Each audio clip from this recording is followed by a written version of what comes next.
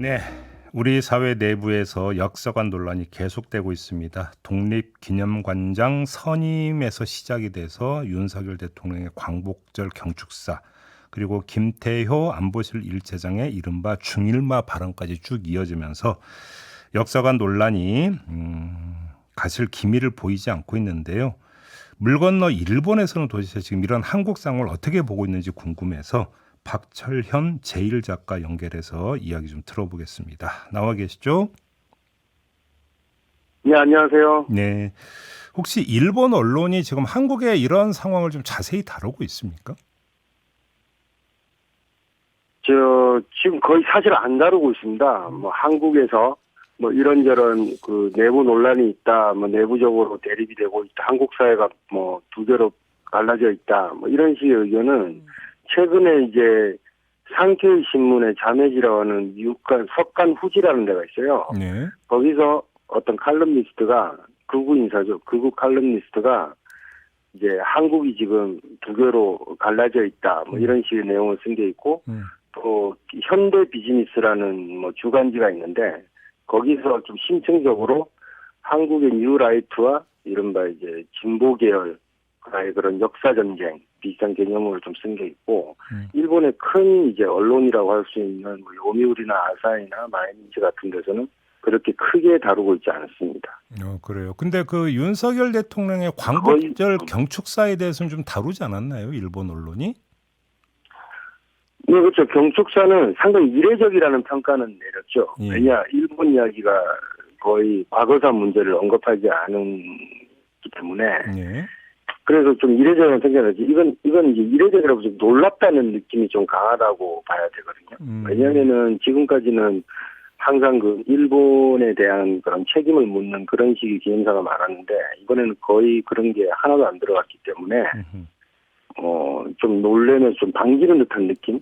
상당히 뭐 지금까지는 다르다는 지금 축켜 올려주는 그런 느낌이라고 봐야죠. 그런데 지금 한국에서 논란을 불러일으킨 발언을 보면은 일본 내 우파, 극우가 상당히 반길 내용들이 좀 있는 것 같은데 왜 이렇게 보도를 안 하는 걸까요? 뭐 쉽게 생각하면 그런 건데요.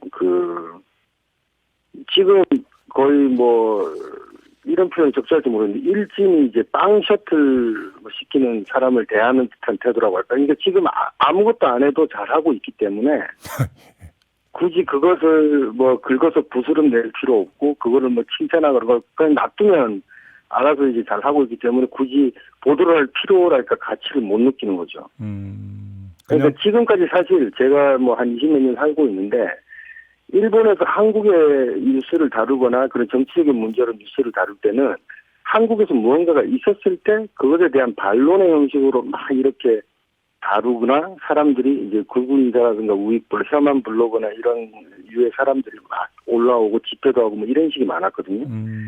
지금은 한국적 입장에서는 상당히 왜 이러지 뭐 이렇게 보고 있는데 일본 입장에서는 뭐 우리들한테 이제 뭐라 편이 되는 뭐 그런 이야기이기 때문에 일본 입장에서 보면 우리 편이 되어주는 내용들을 발언하고 있고 그런 뭐 인사 활동을 하고 인사를 그렇게 하고 있기 때문에 굳이 아무 말 안 하고 있는 게 낫다 이런 게 있죠. 그러면 그냥 한마디로 정리하면 즐기면서 구경하고 있다 이런 건가요?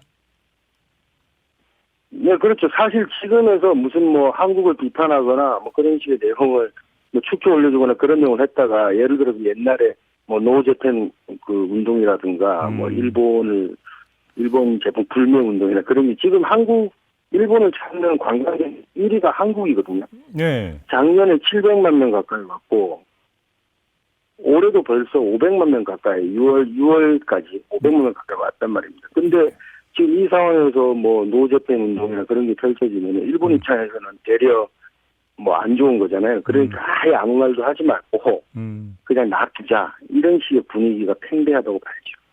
혹시 그 사도광산 등재와 관련된 보도는 안 나오고 있습니까? 사도광산 등재 보도도 마찬가지인데요. 그 등재됐다는 보도가 있지. 네. 굳이 그거에 대한 한국의 뭐 아예 그런 것들이 사라지니까 한국에 관련된 이야기는 거의 안 한다고 봐야지. 어... 네. 그러면 그러니까 사도광산 그러니까 등재를 이- 둘러싸고 그래서 강제라는 표현이 없다 이런 것들에 대해서 국내에서 논란이 됐는데 이걸 일본에서는 거의 다루지 않고 있다 이런 얘기인 거죠. 네, 계엄 다뤄서 긁어 부스럼 만들 필요 없다. 뭐 전체적인 지금 맥락이 그렇습니다. 일본 언론의 한국을 다루는 오히려 그것보다는 이제 K-팝이라든가 K-드라마라든가 네. 그런 한국 음식이라든가 그런 문화적 그런 부분들을 뭐 다루는 게 압도적으로 많다고 봐야죠. 근데 그러니까 뭐 좀 더 정치적이나 역사적인 이런 문제에 대해서는 거의 다루고 있지 않습니다. 근데 좀 더 큰 틀에서 한국 안에서 이른바 뉴라이트 사관이 계속 이렇게 지금 그 나타나고 있는 현상. 더 나아가서 예를 들어서 그 평화의 소녀상에 대해서 훼손하는 시위도 지금 발생을 하고 있지 않습니까? 이런 일련의 흐름에 대해서 네. 일본 안에서는 꼭 언론이 아니라 하더라도 어떻게 진단을 하고 있는지 혹시 좀 얘기 들으신 게 있으세요? 예, 그러니까 이게 저도 항상 이게 뭐 서치를 하고 이야기를 듣기도 그러고 있는데 그게 이제 지금 일본에서 윤석열 정부가 들어서면서 한국에 대한 혐한 블로그라든가 혐한 커뮤니티, 유튜브 이런 데서 쭉 이제 혐한을 해왔던 사람들이 그런 뭐 채널이나 그런 것들은 여전히 갖고 있지만 한국에 대한 얘기가 오히려 많이 줄어들었죠. 그래요? 한국에서 뭔가를 정치적인 걸로 이슈를 걸고 넘어지고 그래야 그거에 대해 비판하는데 지금 그런 것들에 달린 댓글이나 다루는 내용들이 주로 요즘에 뭐가 있냐면은 지금은 한국이 이렇지만 나중에 또 정권 바뀌면은 어떻게 나올지 모르니까 지금 웬만한 건 다 정해버려야 된다. 아예 뒷말 나오지 않게끔. 네. 예, 그러니까 지금 일본 입장에서 한일 관계가 너무너무 좋기 때문에 네.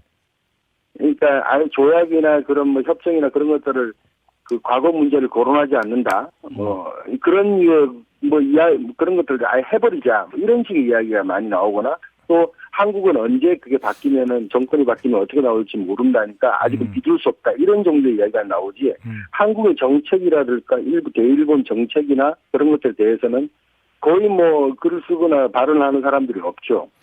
그러니까 지금 작가님의 없다고 말씀을 봐야죠. 정리를 하면 한국 안에서 과거사 문제 이런 것들이 제기가 되면서 일제히 책임을 묻는 일본 입장에서 안 좋은 이야기가 나올 때는 이른바 혐한 정서를 자극을 하면서 여기에 맞대응하는 어떤 컨텐츠들이 좀 나오는데 지금은 상황이 엄청 많이 나왔죠. 문재인 정권 때는. 예, 그러니까 지금은 상황이 정반대이다 보니까 굳이 긁어 부스럼 만들 이유가 없다라고 하면서 거의 안 다룬다 이런 말씀이신 거죠, 정리를 하면.